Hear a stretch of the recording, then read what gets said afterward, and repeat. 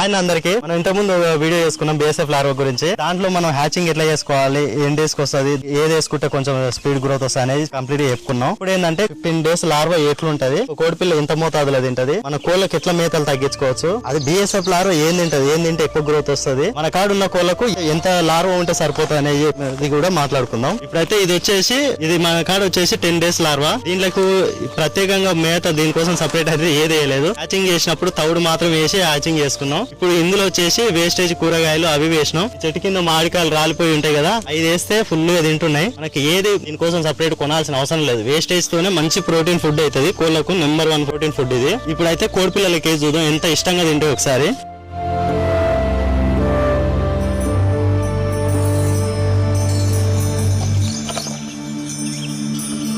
ముందు అన్ననే మన కాడికి వచ్చి హ్యాచింగ్ ఎట్లా చేయాలనేది చూపించింది. అన్ననే గుర్తుండొచ్చు చాలా మందికి. ఇప్పుడు ఇంకొంచెం డీటెయిల్ చెప్పన్న దాని గురించి. అందరికీ నమస్తే అండి. ఇంతకుముందు మనము హ్యాచింగ్ ప్రాసెస్ ఏంది ఎట్లా అనేది చూపెట్టినాం కదా. ఇప్పుడు మనకి ఫీడ్ రెడీ అయింది. ఈ ఫీడ్ లో మనకి కాస్ట్లు, లాభ నష్టాలు, తర్వాత మన దీని మేనేజ్మెంట్ ఎట్లా అనేది పెద్దగా కాకుండా సింపుల్ వేగా ఇది 2 రకాలు చేసుకోవచ్చు. ఒకటి కమర్షియల్ పరంగా, ఇంకోటి ఏంటంటే మనం రెగ్యులర్ గా మన ఫామ్ లలో ఇంట్లో దొరికిన కూరగాయల వేస్ట్, అన్నం వేస్ట్ తో కూడా చేసుకోవచ్చు. మాకు ఫామ్ చాలా పెద్దగా ఉంది, మేము అంత ఎత్తున మేము వేస్ట్ దొరకదు మాకు అనుకుంటే బీర్ పొట్టు అంటే వేరే కొన్ని కేక్స్ ఉంటాయి, ఆ కేక్స్ తో కూడా చేయొచ్చు. మామూలు ఇంట్లో పెరట్లో 30 కోళ్ళు 40 కోళ్ళు పెంచుకునే వాళ్ళు ఎవరైతే ఉన్నారో వాళ్ళైతే వాళ్ళు దొరికే కూరగాయలు, ఇంట్లో మిగిలిపోయిన అన్నం కానీ, దగ్గర పట్ల హోటల్ గీటల్ ఏమైనా ఉంటే అక్కడ మిగిలిపోయిన ఫుడ్ కానీ ఫుడ్ కూడా తీసుకొచ్చుకొని వేసుకోవచ్చు. లేదు పెద్ద ఎత్తున వేస్తారు, మాకు 1000 కోళ్ళు ఉన్నాయి, 2000 కోళ్ళు ఉన్నాయి, 3000 కోళ్ళు ఉన్నాయి అనుకుంటే వాళ్ళు ఖచ్చితంగా బీర్ పొట్టు వాడాలి. బీర్ పొట్టు అంటే ఏంటంటే బీర్ నుంచి వచ్చిన పిప్పి, గోధుమ పొట్టు అలాంటివన్నీ మిక్స్ అయి ఉంటాయి. దాని బీర్ పొట్టు అంటారు. బర్లకు బాగా యూజ్ చేస్తారు దాని వల్ల. అన్న ఇంకోటి మనకు ఒక 100 కోళ్ళు ఉన్నాయి అనుకో మన దగ్గర.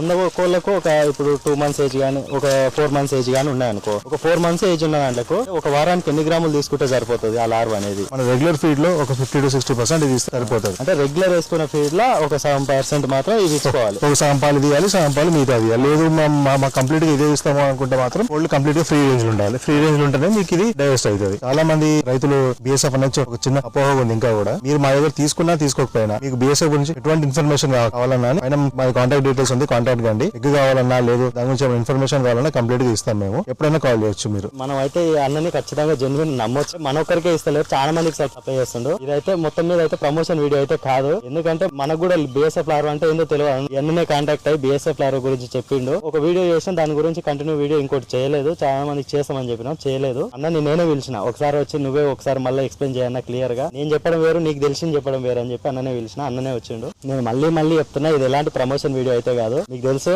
మాక్సిమం ఏదైనా ఇన్ఫర్మేషన్ ఉన్న వీడియో మాత్రమే చేస్తాం అని చెప్పి. మన కోళ్ళకి ఎంతో ఉపయోగకరమైన ఫుడ్ ఇది. దానికోసం అని మళ్ళీ చెప్తున్నా.